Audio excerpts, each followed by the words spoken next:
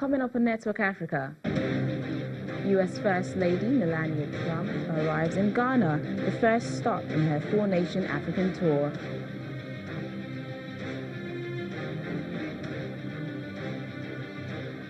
A military transport truck flips over in Sierra Leone, killing 13 people.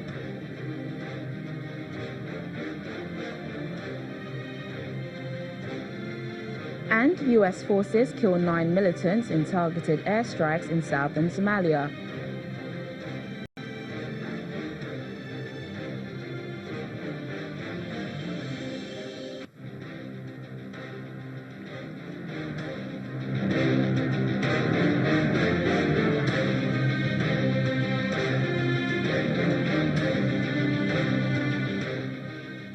Hello and welcome to the program. I'm Teniola Shoboale. The U.S. First Lady Melania Trump is in Ghana for her first solo trip to Africa. She'll be touring 4 African countries, which includes Kenya, Malawi and Egypt, to foster diplomatic relations.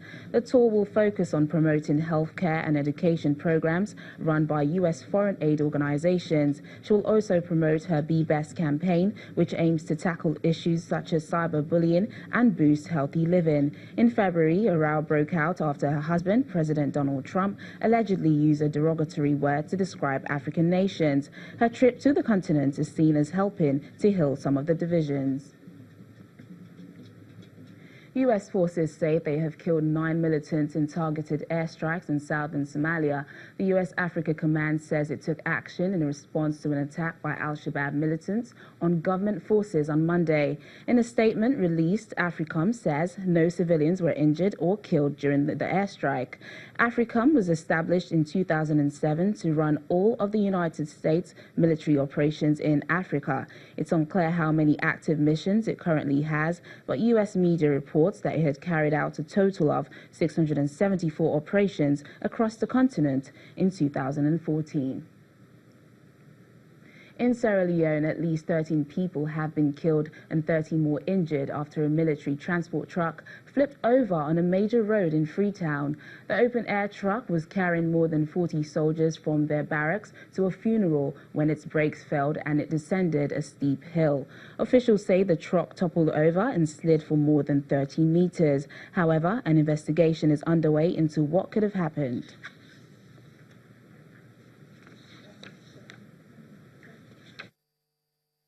In the meantime, the British Prime Minister Theresa May has promised that low-skilled migration will fall when the UK ends EU free movement access after Brexit.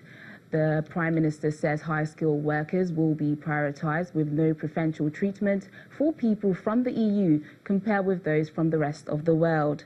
This comes as some experts advocate that the UK government should grant amnesty to millions of immigrants living illegally in Britain. In April, former Foreign Secretary Boris Johnson told Cabinet that there needs to be a broader amnesty for those from Commonwealth nations and elsewhere, provided they are squeaky clean and do not have a criminal record.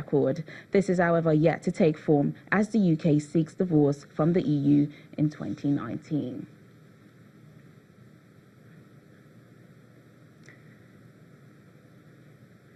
Let's get more on this now from an immigration lawyer, Mr. Dayo Fadina. Thanks for joining us on the program. Good afternoon. Thanks for having me. How is the British government handling the issue of long-term illegal immigrants living in the UK at the moment? Well, at this point in time, not so good, really. Few of Theresa May's hostile environment, country,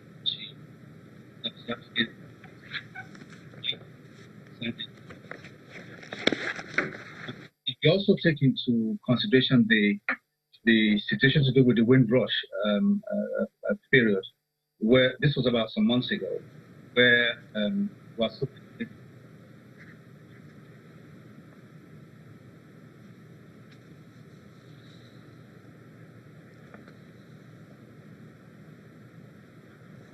We'll try and reconnect with Mr. Diafadina in a moment. But moving on now, a 21-year-old South African man accused of raping a 7-year-old girl inside a restaurant in Pretoria has made his second appearance in court. The man faces charges of rape, intimidation, possession of drugs, and assault to cause grievous bodily harm.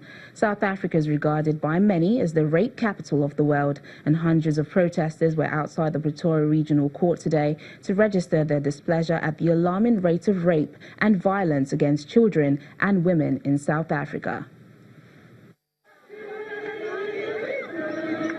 The public outrage outside the fully packed court said it all. A 20-year-old man who allegedly raped a 6-year-old girl inside a restaurant was inside. After a brief appearance, the case was adjourned to the 1st of November. Investigations are ongoing, so as a state we will be bringing applications from time to time wherein we feel there is a need to do so in order to strengthen the investigation of this case. The accused did not apply for bail, and the court has ordered that his telephone be submitted to the state to aid further investigation. He is facing several charges including rape, assault with intent to cause grievous bodily harm, and possession of drugs.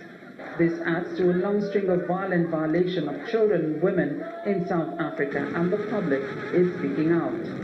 It's sick that people are raping small children and people and our sisters. Enough is enough. Justice or death. If he doesn't get justice, if he doesn't lock up, get death sentence, we will take justice on our hands. I believe in an eye for an eye and a tooth for a tooth. So if I was the mother and I was in the vicinity, I would have killed him, because I believe he deserves that kind of punishment, because he has damaged a little girl for life. We need to take measures to make sure that things like this don't happen. We need to be more careful about protecting our girls. The 20-year-old accused allegedly raped the 6-year-old girl at this Joss restaurant in Silverton, near Pretoria, when she left the play area to use the bathroom 2 weeks ago. This is his second appearance in court and remains in police custody till the next court date.